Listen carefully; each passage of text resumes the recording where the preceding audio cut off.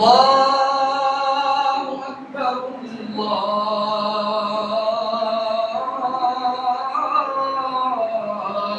أكبر أشهد أن لا إله إلا الله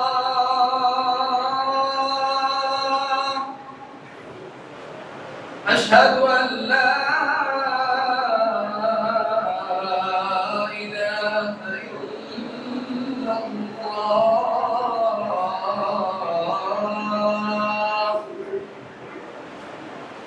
أشهد أن محمدا رسول الله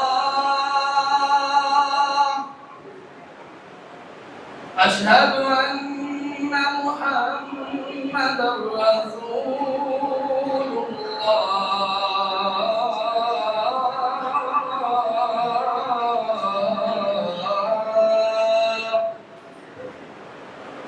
حي على الصلاة حي على الصلاة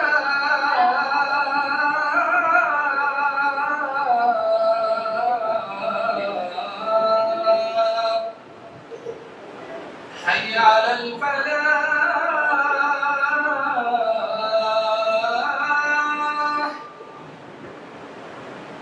حي على الفلاح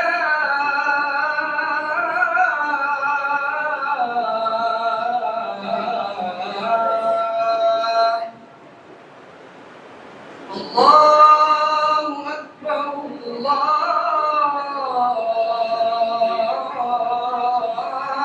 أكبر لا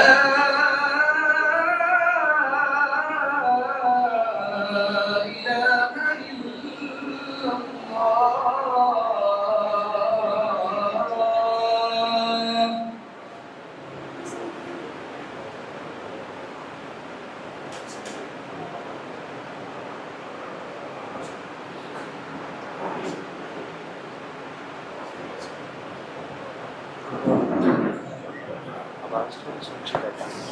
जी जी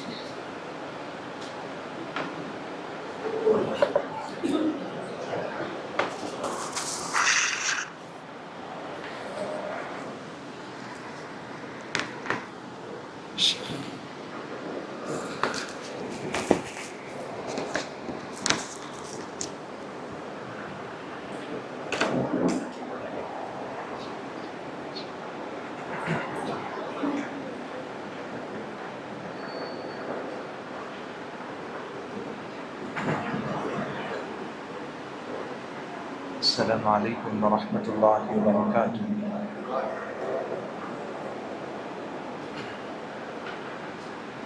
إن الحمد لله نحمده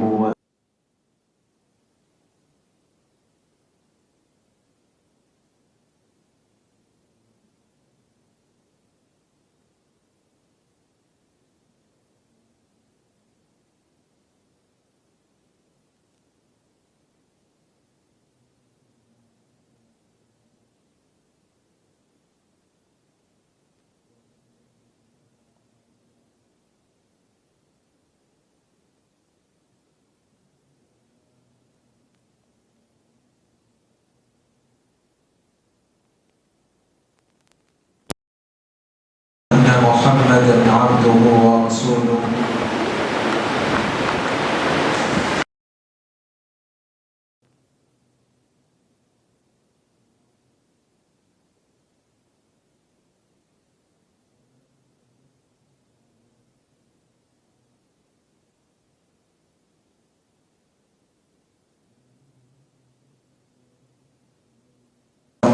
من نفس واحدة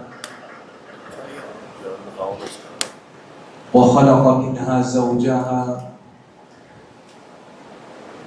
وبث منهما رجالا كثيرا ونساء واتقوا الله الذي تساءلون به والأرحام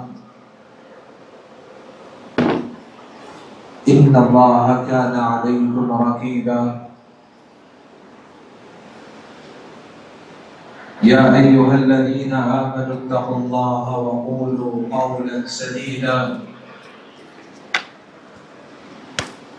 يصلح لكم أعمالكم ويغفر لكم ذنوبكم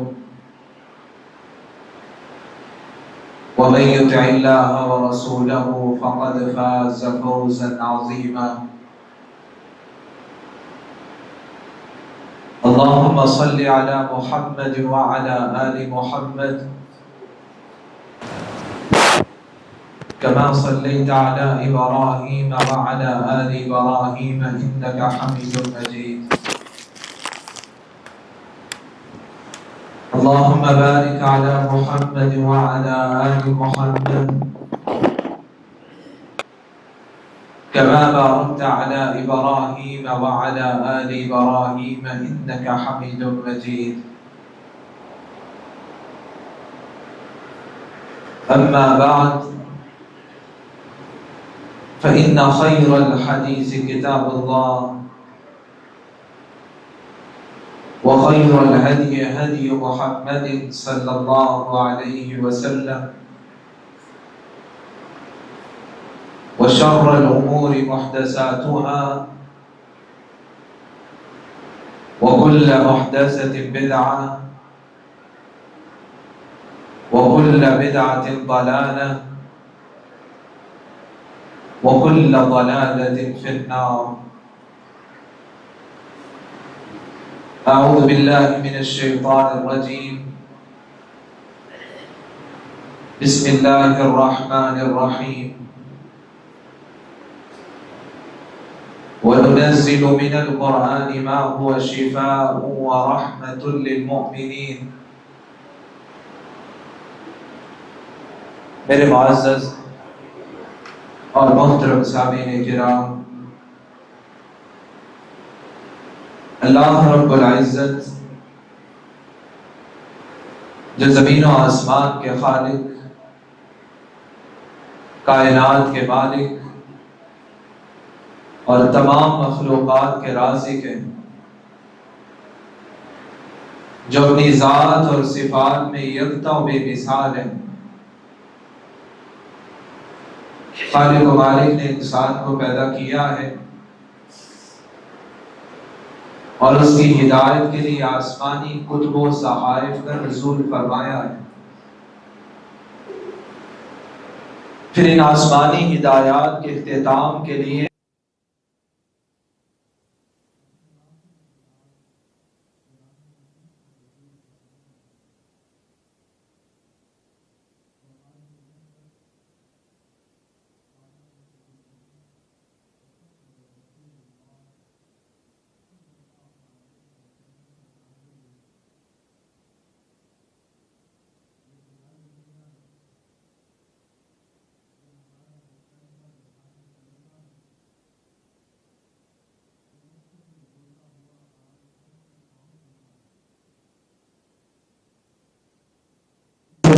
آسمانی کتابوں کا آخری اور دائمی ایڈیشن بھی کہا جا سکتا ہے.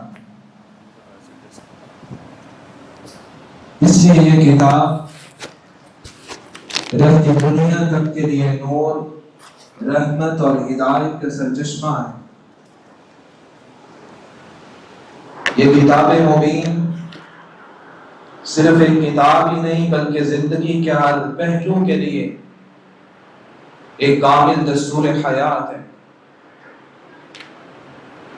جو انسان کو جہالت کے اندھیروں سے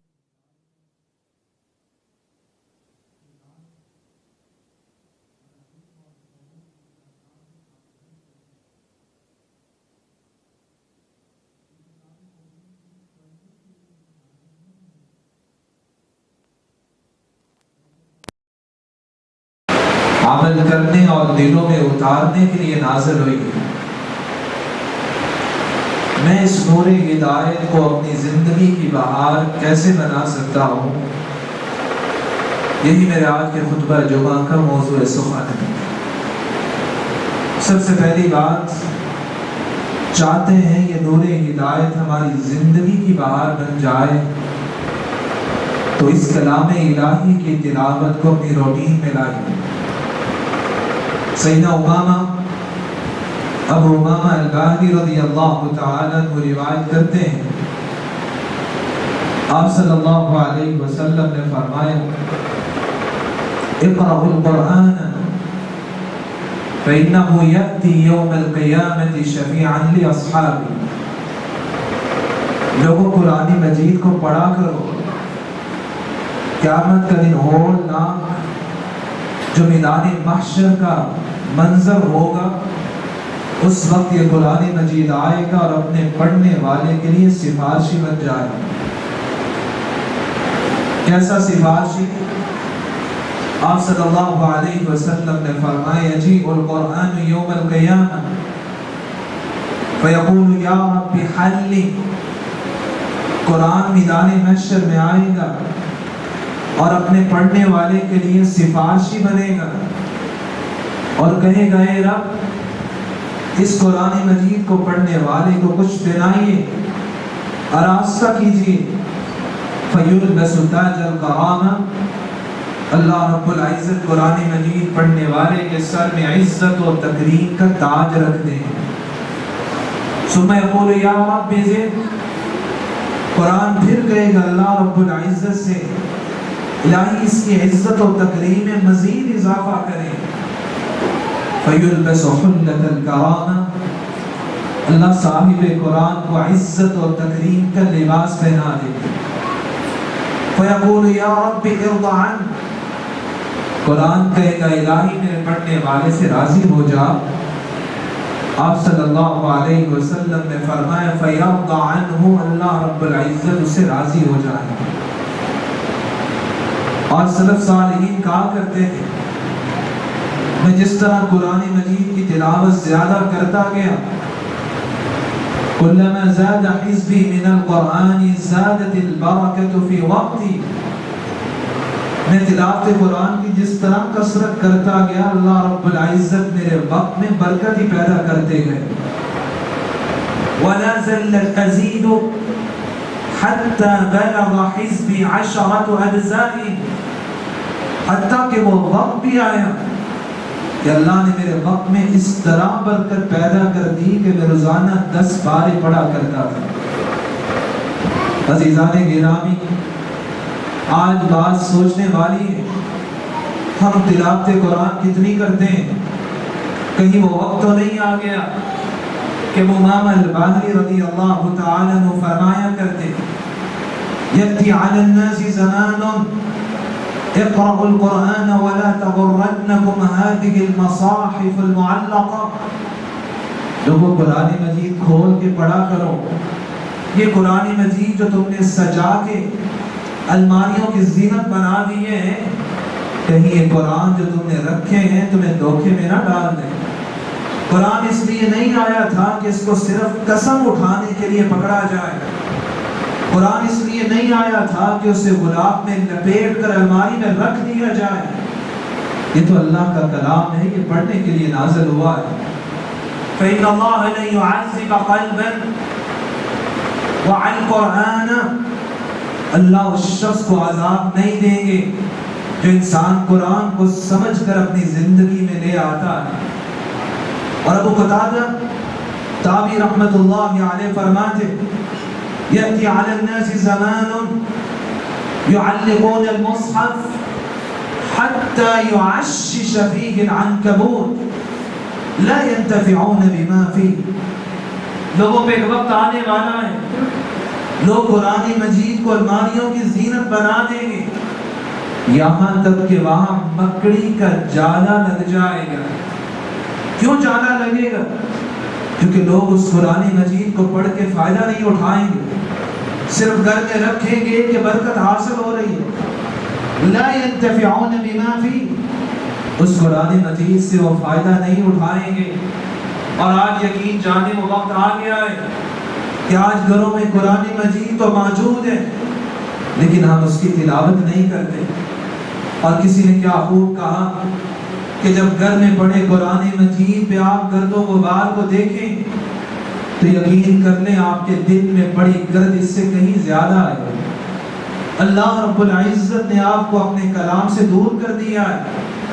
اسی شخص کو اللہ رب العزت تلاوت قرآن کی توفیق دیتے ہیں جو انسان اللہ رب العزت سے حقیقی محبت کرتا ہے۔ سلف صالحین کی زندگیوں میں دیکھنا ہے وہ کتنی زیادہ تلاوت قرآن کیا کرتے۔ ربیع رحمت اللہ علیہ فرماتے ہیں، امام شافعی رحمت اللہ علیہ لما اراد ان يصنف احکام القرآن قرأ القرآن 100 مرہ۔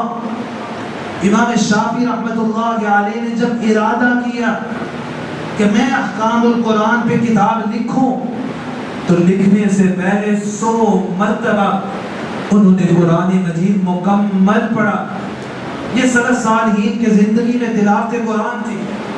شیخ الاسلام ابن تیمیہ رحمت اللہ علیہ اس شخصیت کو کون نہیں جانتا کہ آپ کے علم و فضل میں کوئی ہمسر نہیں تھا اور قرآن مجید کے ساتھ اتنا گہرا تعلق تھا۔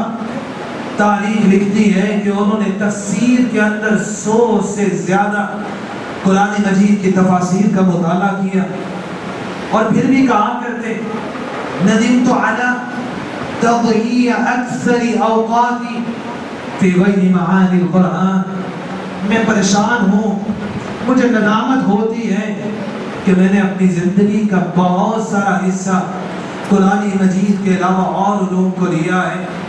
وہ شخصیت کہ جنہیں اللہ رب العزت نے شرک و بدعت کے خلاف ایک مضبوط آواز بنایا تھا کہ جب حاکم وقت نے ان کی آواز کو دبانے کے لیے پابند سلاسل کر دیا، جیل کی سلاخوں کے پیچھے ہیں، پھر بھی تلاوت قرآن میں کمی نہیں آنے دی۔ تاریخ لکھتی ہے کہ شیخ الاسلام ابن تیمیہ رحمت اللہ علیہ جیل کی سلاخوں کے پیچھے ہیں، وہاں بھی 70 مرتبہ انہوں نے قرآن مجید کو مکمل کیا ہے۔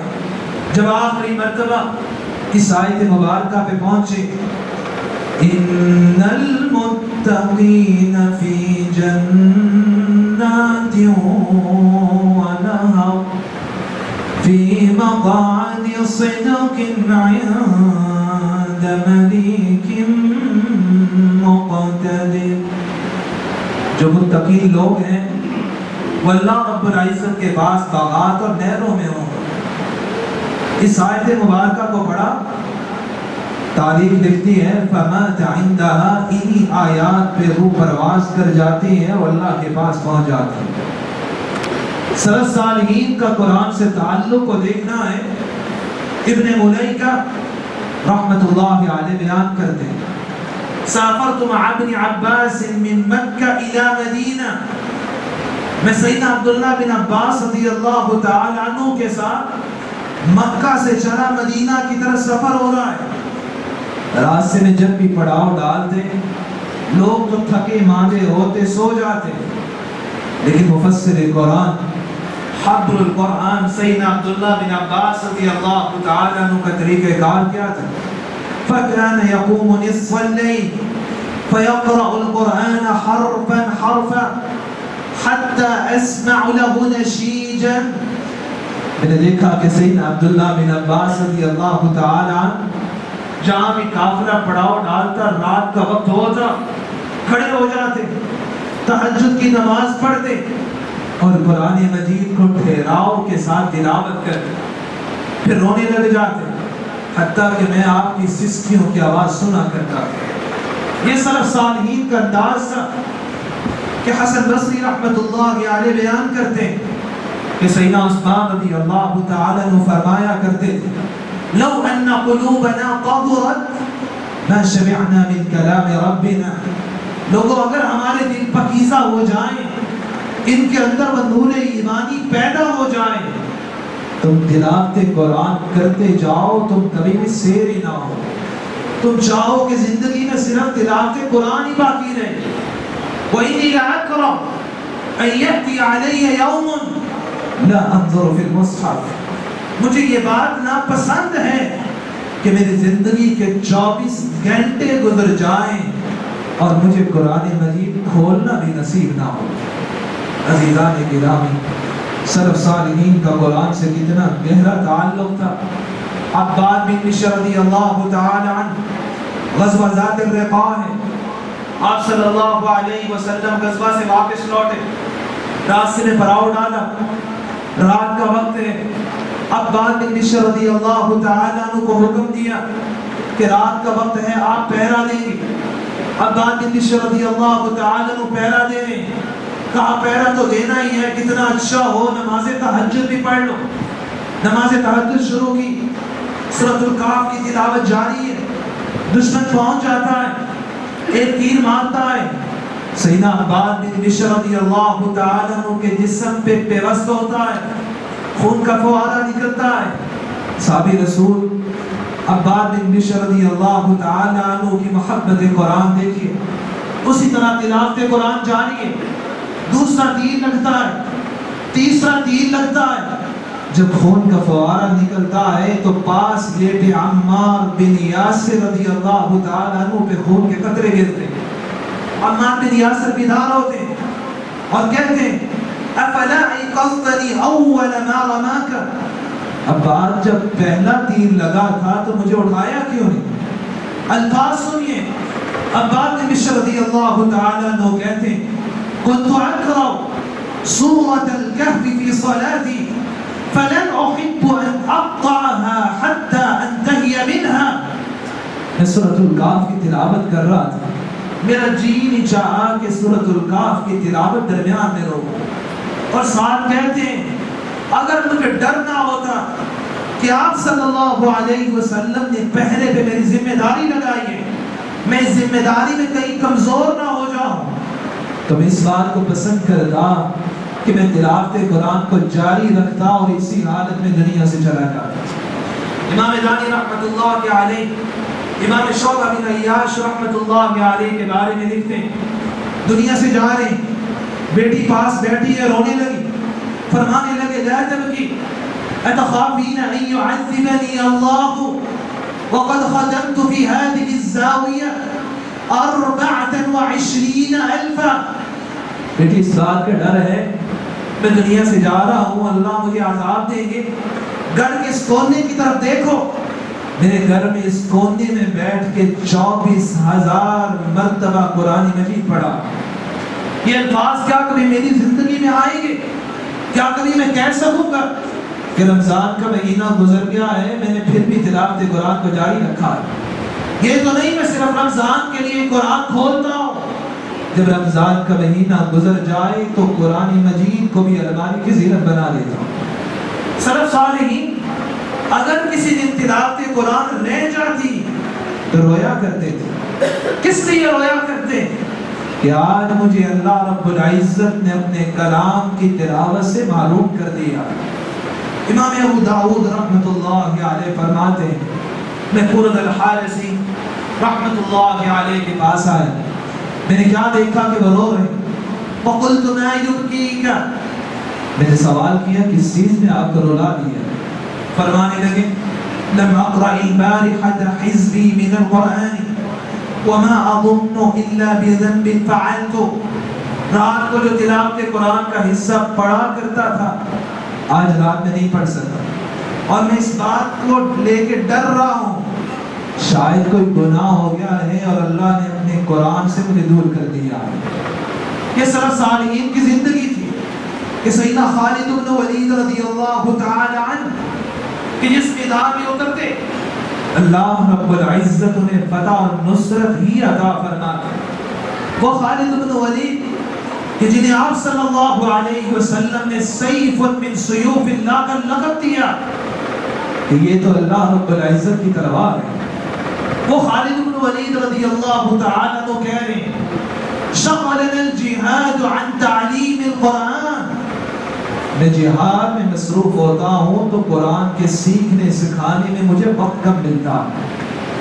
وہ خالد بن ولید اس بات کی خواہش کر رہے ہیں کہ میں میدان جہاد میں ہوتا ہوں تو تلاوت قرآن کو کب وقت ملتا ہے، اور آج ہم کیا کہیں گے کہ میں موبائل کی دنیا میں اتنا مشغول ہو گیا ہوں کہ مجھے تلاوت قرآن کی فرصت نہیں ملتی، کیا کروں یوٹیوب اور فیس بک بھی مجھے دیکھنا ہے، اس لیے تلاوت قرآن کے لیے مجھے وقت ہی نہیں ملتا۔ کہیں وہ ایسا نہ ہو جائے کہ قرآن مجید میں اللہ رب العزت فرماتے ہیں وَقَالَ الرَّسُولُ يَا رَبِّ إِنَّ قَوْمِ اتَّخَذُوا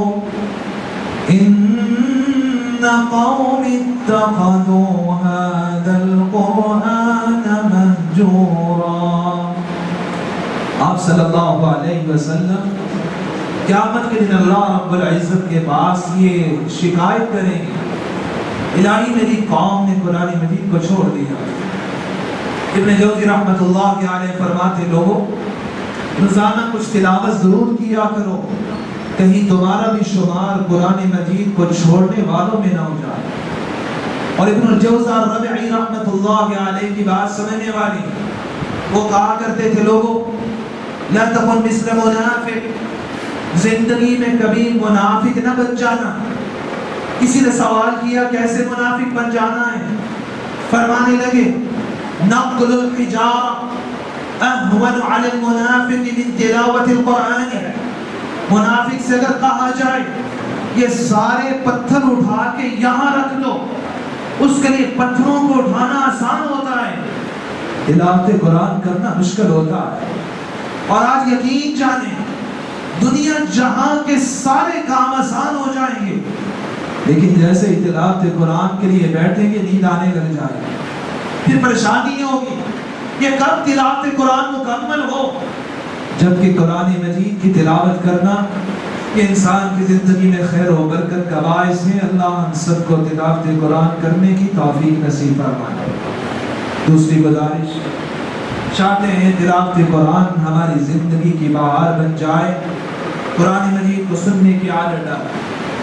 سیدنا عبداللہ بن عباس رضی اللہ تعالیٰ عنہ فرمایا کرتے من استمع آیة من کتاب اللہ كانت له نورا یوم القیامہ، جو قرآن مجید کی ایک آیت سنتا ہے، 10-20 آیتوں کی بات نہیں کی، کہا ایک آیت سنتا ہے، قیامت کا دن ہوگا یہ آیت میدان محشر میں اس کے لیے روشنی کا باعث بن جائے۔ تو پھر جو انسان جتنی زیادہ آیات کو سنتا ہے اس کے لیے قیامت کے دن روشنی بھی اتنی زیادہ ہو۔ جو انسان تلاوت قرآن سنتا ہے اس کے دل کی دنیا بدل جاتی ہے۔ مالک بن دینار رحمت اللہ علیہ فرماتے ہیں ان القرآن ربیع المؤمن کما ان الغیث ربیع الارض، جس آسمان سے بارش برستی ہے بنجر زمین میں ہریالی آ جاتی ہے، اسی طرح جب کوئی انسان تلاوت قرآن سنتا ہے اس کے دل کی بنجر زمین میں بھی خوشحالی آتی ہے، اللہ اسے اطمینان اور سکون عطا فرما دیتے ہیں۔ آپ صلی اللہ علیہ وسلم کی طرف دیکھیے، آپ صاحب قرآن ہیں، آپ پر قرآن مجید نازل ہوا ہے، آپ پھر بھی خواہش کیا کرتے کہ میں نے قرآن مجید کو سننا ہے۔ عبداللہ بن مسعود رضی اللہ تعالیٰ عنہ بیان کرتے آپ صلی اللہ علیہ وسلم نے مجھے فرمایا اقرأ علی، عبداللہ مجھے قرآن پڑھ کے سناؤ۔ فقلتو، میں نے کہا اللہ کے رسول نے قرآن پڑھ کے سناؤ۔ اقرأ علیک وعلیک انزل، اللہ کے رسول آپ پہ تو قرآن نازل ہوا ہے، میں آپ کو قرآن پڑھ کے سناؤں؟ تو آپ صلی اللہ علیہ وسلم نے فرمایا انی احب ان اسمعہ من غیری، عبداللہ میں پسند کرتا ہوں کہ میں اپنے علاوہ کسی اور سے بھی قرآن سنوں۔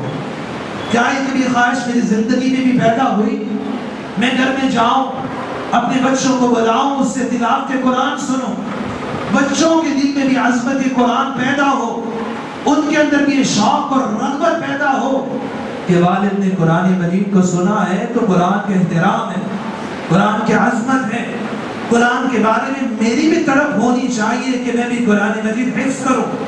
اور آج یقین جانیں ہم اپنے بچوں کے اندر چاہتے نہ چاہتے غیبت اور چغلی کی عادت تو ڈال دیتے ہیں، انہیں قرآن مجید کے ساتھ نہیں جوڑتے۔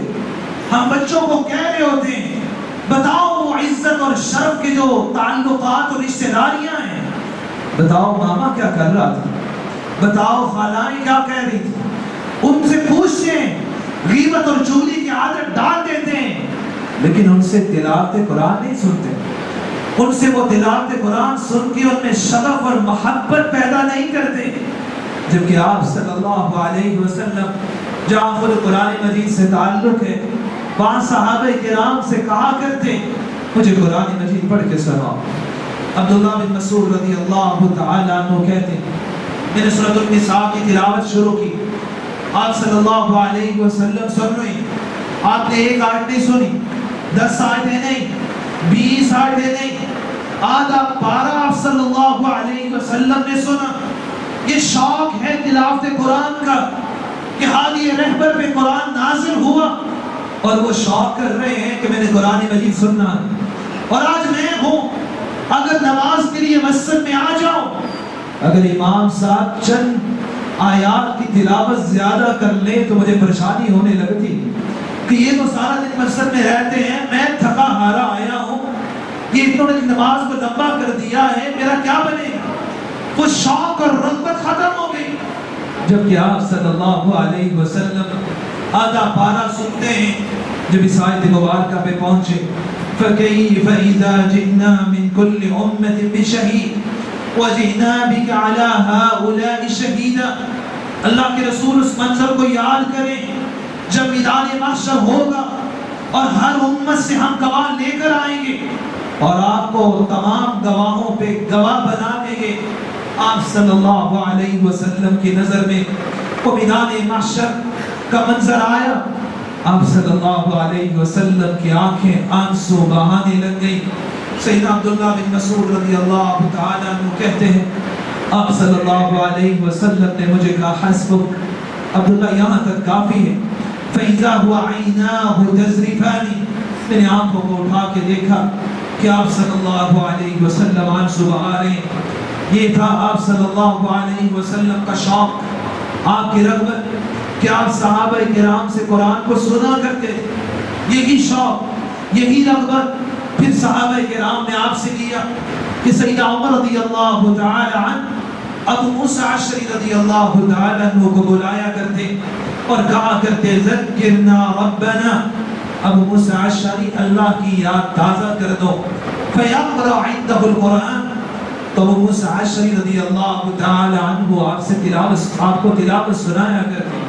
آج کبھی یہ شوق اور رغبت میرے اندر بھی پیدا ہو، میں بھی کبھی خواہش کروں کہ میں نے فلاں سے تلاوت سننی ہے۔ جب انسان تلاوت سنتا ہے ایمان میں اضافہ ہوتا ہے، دل کے اندر شوق اور رغبت پیدا ہوتی ہے۔ یہی وہ تڑپ تھی، یہی وہ قرآن مجید کی لذت اور مٹھاس تھی جو کفار مکہ بھی اس تلاوت قرآن کی وجہ سے محسوس کیا کرتے تھے۔ کبھی وہ دار ارقم کے گھر کے ساتھ دیوار کے ساتھ لگے ہم کفار مکہ کو دیکھیں کہ آپ صلی اللہ علیہ وسلم مکہ کی زندگی میں دار ارقم میں کھڑے نماز تہجد ادا کرتے اور کفار مکہ دیوار کے ساتھ کان لگا کے سنتے ہیں تو کفار ہیں، آپ صلی اللہ علیہ وسلم کی دعوت توحید کو قبول نہیں کرتے، لیکن تلاوت قرآن سننے کے لیے وہ بھی جمع ہو جاتے ہیں۔ وہ اخنس بن شریح، وہ ابو جہل اور سیدنا ابو سفیان رضی اللہ تعالی عنہ کو بھی اسلام قبول نہیں کیا، تینوں اس وقت کفر کے سرغنے ہیں اور دار ارقم کی دیوار کے ساتھ کان لگایا ہے کہ آپ صلی اللہ علیہ وسلم کی تلاوت سننی ہے، تلاوت سننے میں لذت آتی ہے۔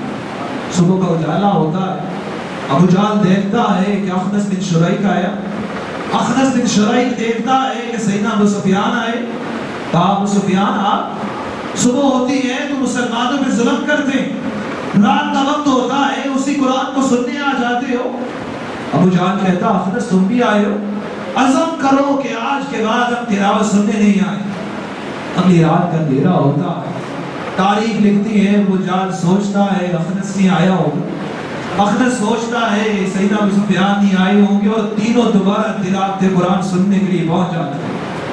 صبح کا اجالا ہوتا ہے، ابو جہل کہتا ہے آج پھر آ گئے ہو، اخنس کہتا ہے ابو سفیان آج پھر، عزم کرو کل نہیں آئے۔ تیسری رات ہوتی ہے، رات کا اندھیرا ہوتا ہے، تینوں سوچتے ہیں فلاں نہیں آیا ہوگا اور تینوں دوبارہ دیوار کے ساتھ پہنچ جاتے ہیں۔ آپ صلی اللہ علیہ وسلم کی تلاوت قرآن سنتے ہیں۔ صحابہ کرام کتنے خوش نصیب لوگ تھے کہ وہ آپ صلی اللہ علیہ وسلم کی تلاوت کو سنا کرتے تھے۔ تینوں لوگ وہاں پہنچ گئے، صبح کو اجالا ہوتا ہے، ابو جہل بھی ہے، اخنس بن شرائح بھی ہے، سیدنا ابو سفیان بھی ہے۔ اخنس بن شرائح پوچھتا ہے ابو جہل ایک بات بتاؤ، صبح کا وقت ہوتا ہے مسلمانوں پہ ظلم کرتے ہو، وہ سیدنا عمار بن یاسر، وہ سمیہ رضی اللہ تعالی عنہ پہ ظلم کی انتہا کرتے ہو، رات کا وقت ہوتا ہے اسی کلام کو سننے کے لیے پہنچ جاتے ہو، وجہ کیا ہے؟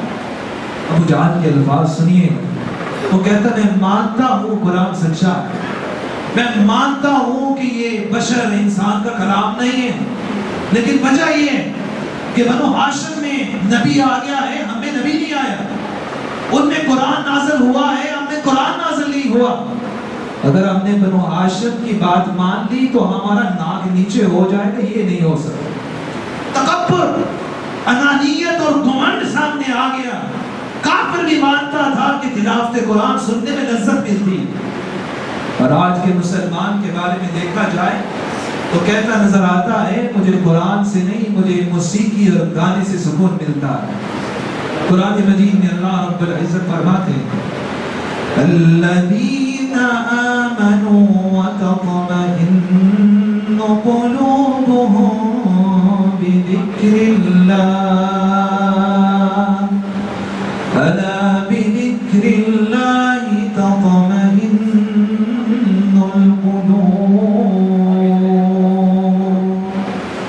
ایمان والو، اللہ رب العزت نے سکون رکھا ہے تو اللہ کے ذکر میں رکھا ہے۔ اِنَّا نَحْنُ نَزَّلْنَا الذِّكْرَ، اللہ رب العزت نے قرآن مجید کو بھی ذکر کہا ہے۔ سب سے بڑھ کر ذکر اللہ کے کلام کی تلاوت، اور یہاں شراح نے ایک بات لکھی ہے اور بہت سمجھنے والی، اگر کوئی یہ کہے کہ مجھے قرآن سے نہیں موسیقی اور گانے سے سکون ملتا ہے تو وہ صحیح کہہ رہا ہے۔ کیوں صحیح کہہ رہا ہے؟ کہ اللہ رب العزت فرما رہے ہیں کہ ایمان والوں کے دلوں کو اطمینان اللہ کے ذکر سے سکون ملتا ہے، اور اللہ رب العزت نے ایمان کی قید لگائی ہے۔ اگر کسی شخص کو پھر بھی موسیقی اور گانے سے سکون ملتا ہے، اس کو تو اپنے ایمان کی فکر کرنی چاہیے، کہیں دل ایمان سے خالی تو نہیں ہو گیا۔ ابن قیم رحمۃ اللہ علیہ فرماتے تھے لوگوں کسی شخص کو دیکھو وہ گانے اور موسیقی پہ زیادہ دلچسپی لیتا ہے، سمجھ لینا اس کا دل محبت الہی سے خالی ہو چکا ہے۔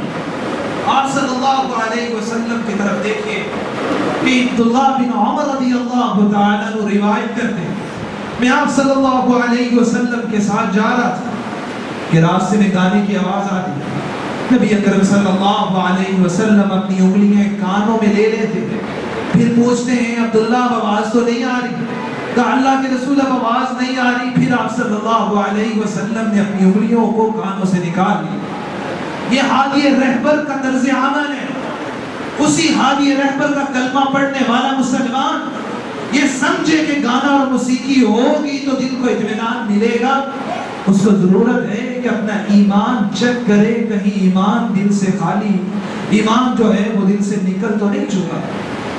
ابن علی رحمت اللہ علیہ فرماتے تھے لوگوں ایک وقت آنے والا یأتی علی الناس زمان تخرب صدورهم من القرآن ولا يجدون له حلاوة ولا لذاذة، لوگوں ایک وقت آنے والا ہے۔ ابو العالیہ رحمت اللہ علیہ فرما رہے ہیں کون ابو العالیہ؟ صحابہ کرام کے سامنے بیٹھ کے کسب فیض حاصل کرنے والے تابعی ہیں، ان کو دنیا سے گئے آج 1300 سال بیتنے والے ہیں، اور وہ ایک حقیقت کو بیان کر کے گئے لوگوں ایک وقت آنے والا ہے لوگ قرآن مجید سنیں گے لیکن تلاوت قرآن میں انہیں کوئی لذت، کوئی مٹھاس، کوئی سرور نہیں ملے گا۔ تلاوت قرآن ہوگی تو ان کے سینے تک پڑ جائیں، وجہ کیا ہوگی؟ ان عامروا ان قصروا عما امروا به قالوا ان اللہ غفور الرحیم، جب اللہ کے حکم میں عدولی کریں گے، اللہ نے جو حکم دیا ہے اس میں کوتاہی کریں گے، نماز کے لیے بر وقت مسجد میں نہیں آئیں گے، کوئی کہے گا آپ بھی نماز میں کوتاہی کرتے ہیں تو کہیں گے اللہ غفور الرحیم ہے، معاف کرنے والا ہے۔ وَإِنْ عَمِلُوا بما نهوا عنه قالوا سيغفر لنا إنا لم نشرك بالله شيئا. اگر وہ اللہ رب العزت کی نافرمانی کریں گے، گناہوں میں لگ جائیں گے، لوگ کہیں گے آپ بھی گناہ کرتے ہیں، ان کی زبانوں پہ الفاظ ہوں گے ہم نے کون سا شرک کر لیا، ہم اللہ سے معافی مانگ لیں کہ اللہ معاف کرنے والے ہیں. یاد رکھنا امرهم كله طم ليس معه صدق. یاد رکھنا ان کی زبانوں سے سچائی کو اللہ نے کھینچ لیا ہوگا اور ان کی زندگی میں حرص اور لالچ ہوگی. جس شخص کی زندگی میں دنیا کی محبت زیادہ آ جاتی ہے اللہ اسے تلاوت قرآن کی توفیق چھین لیا کرتے ہیں. اللہ ہم سب کو تلاوت قرآن سننے کی توفیق نصیب فرمائے. تیسری گزارش چاہتے ہیں ہماری زندگی میں بہار آ جائے تو اپنے گھروں کو تلاوت قرآن سے بھر دیں. عبداللہ بن عباس رضی اللہ تعالیٰ عنہ فرمایا کرتے تھے لوگوں ان اصفر البیوت الذي اصفر من کتاب اللہ، سب سے زیادہ اللہ کی رحمت اور برکت سے خالی وہ گھر ہوتا ہے جو گھر تلاوت قرآن سے خالی ہوتا ہے. اور آپ صلی اللہ علیہ وسلم نے اس گھر کی فضیلت کو بھی بیان کیا جس میں تلاوت قرآن ہوتی.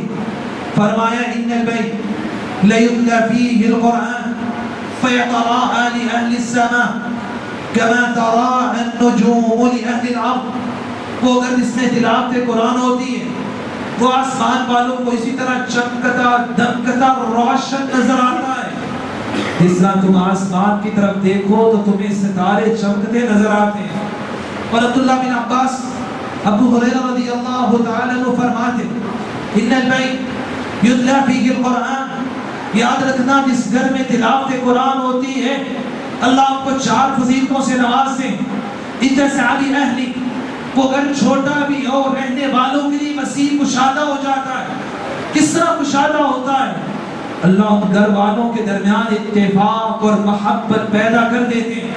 کثر خیر، اس گھر کی خیر بڑھ جاتی ہے، ان کے درمیان باہمی محبت اور مودت ہوتی ہے، وہ مل جل کے غیر سگالی کے ساتھ رہتے ہیں.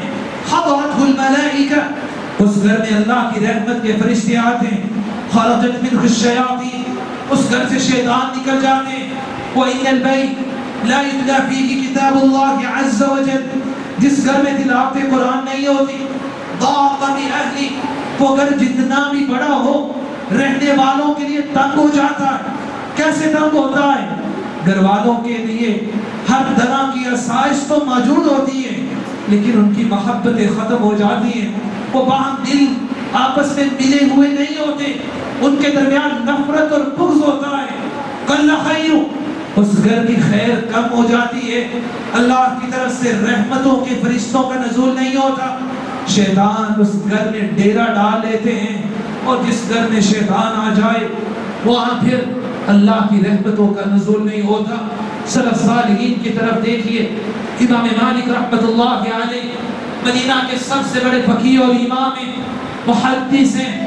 گھر میں چلے جاتے، کسی نے ان کی بہن سے سوال کیا بتاؤ امام مالک رحمۃ اللہ علیہ ما کان شغل مالک فی بیتی، گھر میں جاتے ہیں تو ان کا گھر میں کیا کام ہوتا ہے، کس چیز میں مصروف ہو جاتے ہیں. ہمشیرہ بیان کر رہی ہے القرآن المصحف التلاوہ. امام مالک رحمۃ اللہ علیہ گھر جاتے ہیں، گھر جا کے ان کا ایک کام ہوتا ہے تلاوت قرآن کے لیے اپنے آپ کو وابستہ کر لیتے ہیں اور تلاوت قرآن میں مشغول ہو جاتے ہیں. سیدنا عمر رضی اللہ تعالی عنہ 22 لاکھ مربع میل پہ حکومت کرنے والے، کہ کیسر و کسرا کی حکومتیں بھی ان سے ڈرتی ہیں. وہ سیدنا عمر رضی اللہ تعالی عنہ كان اذا دخل البيت نشر المصحف قرأ فيه. تاریخ لکھتی ہے کہ سیدنا عمر رضی اللہ تعالی عنہ خلافت کی ذمہ داری سے جب تھک ہار کے کر لوٹتے جا کے وہ تلاوت قرآن کے لیے قرآن کھولتے اور تلاوت قرآن میں مشغول ہو جاتے. یہ سیدنا عمر کا عمل ہے کہ صحابہ اپنی تھکاوٹ کو دور کرنے کے لیے قرآن کی تلاوت کرتے. اور آج ہم تھکاوٹ کو دور کرنے کے لیے یوٹیوب اور فیس بک استعمال کرتے. پھر گھر میں رونق کہاں سے آئے؟ پھر گھر میں وہ برکت، وہ اتفاق اور اتحاد کیسے پیدا ہو؟ اور یہاں سوچنے کی بات ہے آپ صلی اللہ علیہ وسلم کا فرمان ہے کہ جس گھر میں سورۃ البقرہ کی تلاوت ہوتی ہے اس گھر میں شیطان داخل نہیں ہو سکتا۔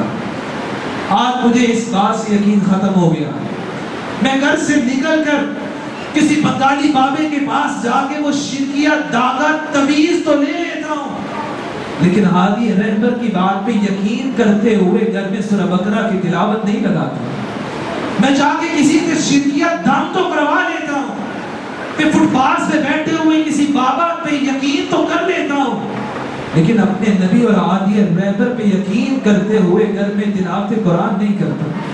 اللہ ہم سب کو تلاوت قرآن کرنے کی توفیق عطا فرمائے۔ وآخر دعوانا الحمدللہ رب العالمین۔